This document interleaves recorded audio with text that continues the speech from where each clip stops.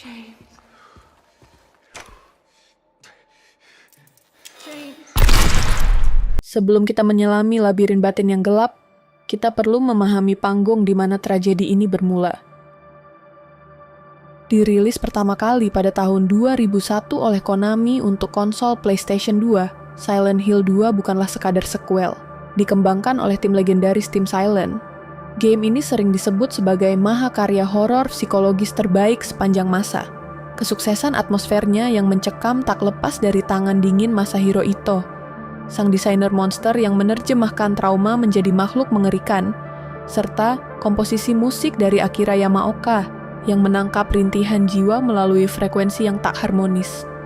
Spoiler alert, kita akan mengikuti perjalanan James Sunderland, seorang pria yang terseret kembali ke kota berkabut ini setelah menerima sepucuk surat dari istrinya, Mary, wanita yang seharusnya sudah meninggal 3 tahun yang lalu.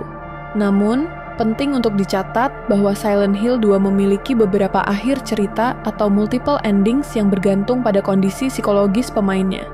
Dalam pembahasan kali ini, kita akan berfokus secara spesifik pada ending in water.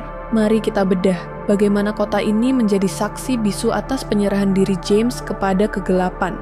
Silent Hill bukan sekadar kota mati dalam peta geografi.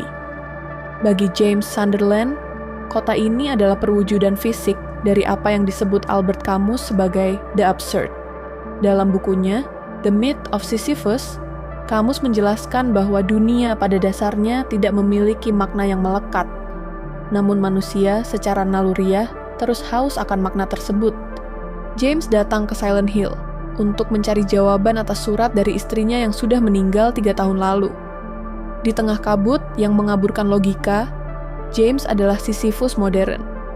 Dia terus melangkah, mencoba menjahit kembali realitas yang robek, berharap bahwa di ujung jalanan berkarat ini ada kebenaran yang bisa menyelamatkannya. Namun, dia lupa satu hal. Di dunia yang absurd, kebenaran seringkali tidak memberikan ketenangan, melainkan kehancuran. Semakin dalam James menelusuri Silent Hill, semakin kota itu berhenti menjadi tempat asing dan mulai menjadi cermin bagi jiwanya yang busuk. Disinilah dia bertemu dengan The Abyss milik Friedrich Nietzsche. Dalam karyanya Beyond Good and Evil, Nietzsche memperingatkan, jika kau menatap cukup lama ke dalam jurang, maka jurang itu akan balas menatapmu. Silent Hill adalah jurang itu. Kota ini tidak hanya menelan langkah kaki James, tapi mulai memantulkan kembali setiap fragmen dosa, memori yang dia tekan, dan kebohongan yang dia ciptakan sendiri. James tidak lagi mencari Mary. Dia sedang dipaksa untuk melihat dirinya yang sebenarnya, seorang pria yang tangannya ternoda oleh darah orang yang paling dia cintai. Secara psikologis, batin James menjadi medan perang antara dua kekuatan purba yang dijelaskan oleh Sigmund Freud, Eros dan Thanatos. Eros adalah dorongan untuk hidup dan mencari cinta yang membuat James tetap bertahan di tengah kengerian. Namun, seiring terungkapnya kebenaran, Thanatos atau dorongan kematian mulai mengambil alih. Sigmund Freud berpendapat bahwa manusia memiliki insting bawah sadar untuk kembali ke keadaan tidak bernyawa, keadaan tanpa konflik dan tanpa rasa sakit. Karena James terlalu lama menatap ke dalam abyss batinnya, rasa bersalahnya memberikan energi yang luar biasa bagi Thanatos. Dia terjebak dalam ambivalensi yang menyiksa. Haruskah dia tetap hidup, menanggung dosa yang tak termaafkan, atau menyerah pada kerinduan gelap untuk menghukum dirinya sendiri?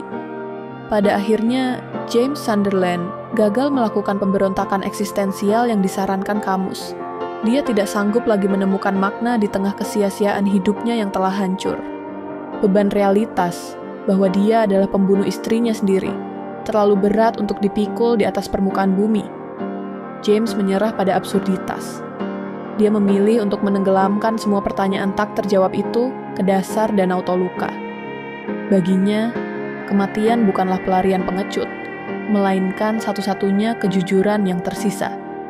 Di bawah air yang dingin dan tenang, James akhirnya membiarkan Thanatos menang, mengakhiri dialognya dengan jurang hitam yang selama ini dia sebut sebagai hidup. Jika kamu berada di posisi James, apakah kamu akan memilih untuk terus melangkah melawan kabut? Atau membiarkan air danau menenggelamkan segalanya? Apakah penebusan dosa harus selalu berakhir dengan penghukuman diri? Tulis pendapatmu di kolom komentar. Dan mari kita diskusikan sisi gelap dari kemanusiaan ini.